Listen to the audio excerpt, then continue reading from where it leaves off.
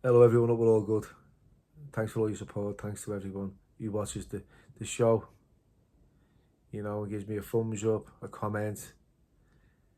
I do my best to get back to you. I appreciate it. I like talking about me recovery because I'm passionate about it. I'm passionate about staying clean. I was passionate about going to meetings at one point. I go to meetings every night, sometimes twice a day. I needed it, and someone said to me, if you put into your recovery, what you did, you're using, you can't go wrong. Okay, so, I grafted like there was no tomorrow to fund a habit that I hated. Because it's not fun. It's fun when you've got it. You're sitting there with a little parcel and you're not going to run out. But that'll soon, you'll soon smoke through that. That's how it is.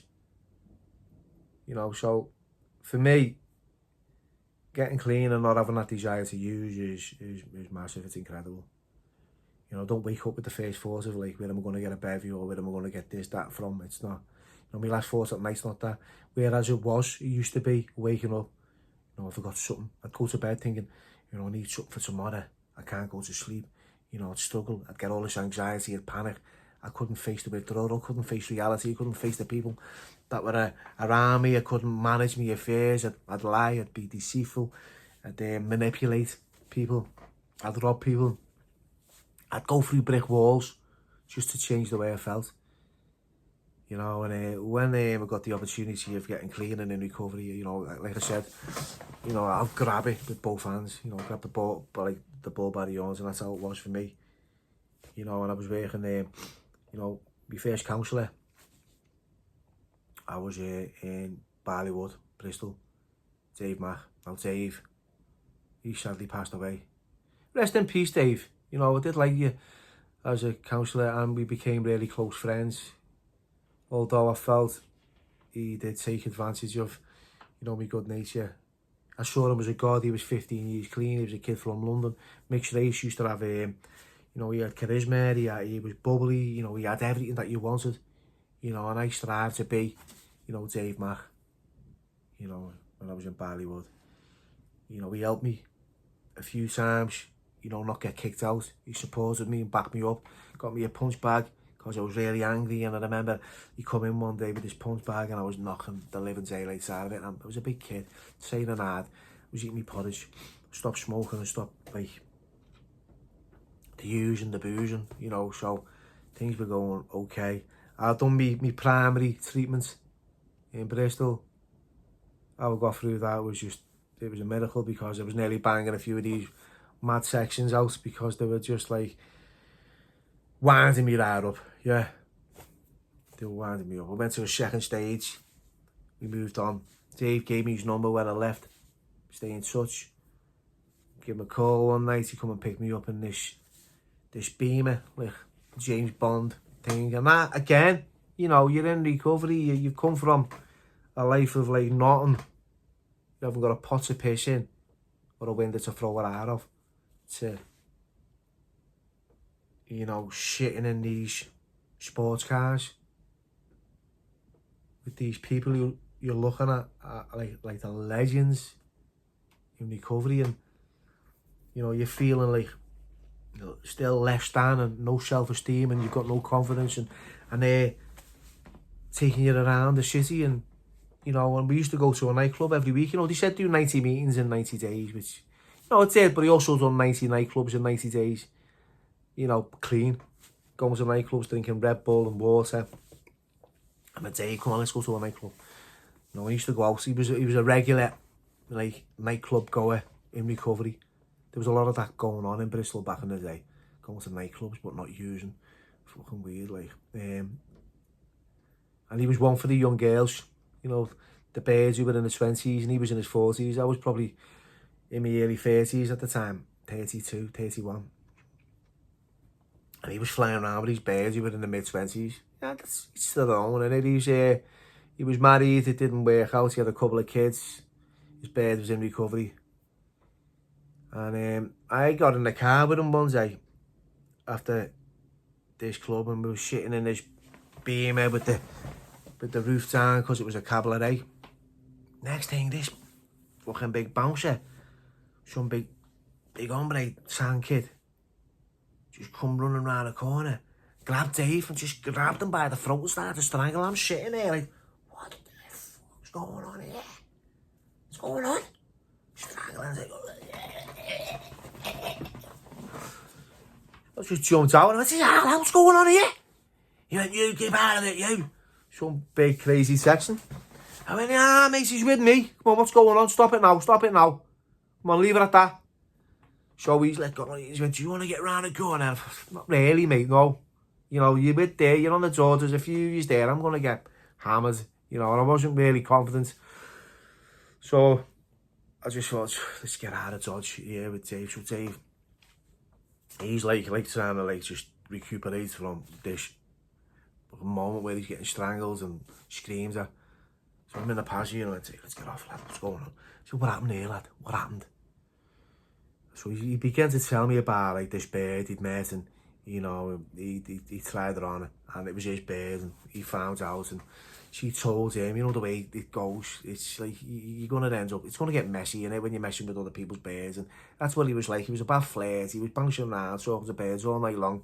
He couldn't keep with one, so we'd move on to another, and that's how he was. Bit of a ladies man, so to speak. Good looking kid as well, Dave. So I'm sitting with him and he went, he's called me up, you know, a couple of days later. He said, look, Bill, and he knew that I was trying to make a few quid to go to Thailand, because this was my first time I was going, and I was doing like odd jobs. I was washing cars and dishes and everything, you know, to make a pound note, you know, and save a bit of money up. And he said to me, look, Bill, bit of work for you there, a few quid, meters in the Mackies in the town. So it's all right, yeah. No idea what he was going on about. So it turns up at this Mackies, he's there with his little boy, buys him a fucking child, you know, them kids meals, and I'm sitting there, go, what is it, Dave? What is it that you want me to do, lad? He went, Bill, shoot that bouncer. I said, yeah. He said, I want you to take him out. I went, what? I went, okay. I didn't know what to say no. It's mad, isn't it? You just don't know what to say no, because you're really like scared of like what he'll think here, and you know, if you'll leave your own bricks and abandon you and dismiss you and all reject you, and that's what was going on. So it's all right, yeah, Dave, sounds, yeah. What do you mean, take him out? He went, just get a piece, lad, and smoke him for me. He said, I'll pay you. He said, I'll give you 15 tons to do the whole thing. I went, okay, yeah, 1,500 quid. What do I need to do with that? He said, well, you need to buy the thing with it. You need to, you know, not finish him, just eat him. I went, okay, but what about just getting a bat and doing that way? He went, nah, I want him to know, you know, I want him to know he's made a mistake here, like. And I was like, you're fucking serious. You want to know he's serious, really, don't you? That's what you want. You want him to know he's serious. I'm going, yeah, sound all right, mate.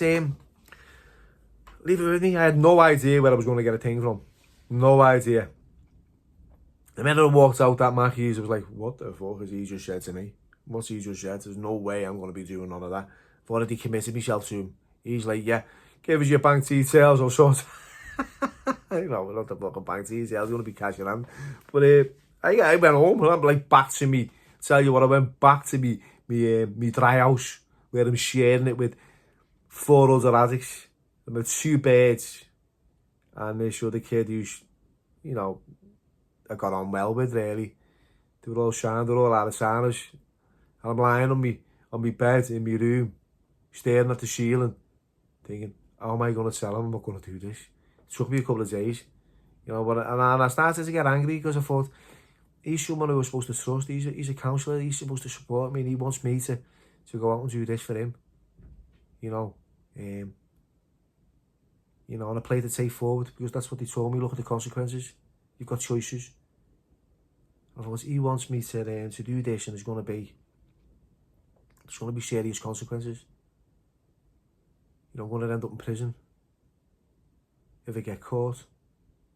You know, I could end up getting involved in some gang warfare. I don't know what to say to him. So in the end, I just fucking blanked him. Just blanked him. You know, and he never said nothing about it after that.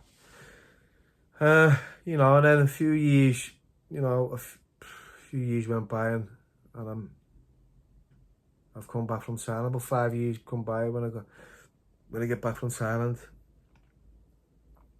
You know, finds out from, you know, another friend who's lived up in Bristol for years that Dave had killed himself. You know, he'd relapsed. He had this mad weekend. He went from this good looking kid, you know, driving belts of whips, living in belts of places, having boss bears hanging off his arm, having money galore, just to living on the streets with a weekend and drinking bevies all day long and snorting glue and all that gear. So yeah, that's where, you know, be careful what you wish for, because what you wish for could take you back out there. So I was like, it was like I dodged a bullet. I did say to him when I got back from Thailand after 5 years, it was 2010, and I remember we were on Facebook and I sent him a message and said, look, you were out of order for what you did back then, you know. Actually, Daddy blocked me straight away, he knew. But yeah, imagine that, your counsellor, someone you trust, someone you know, you worship in a sense, you know, wanting you to do things for them. Anyway, that's a mad one, isn't it? I'll leave it there, but thanks again for listening. I appreciate all your support.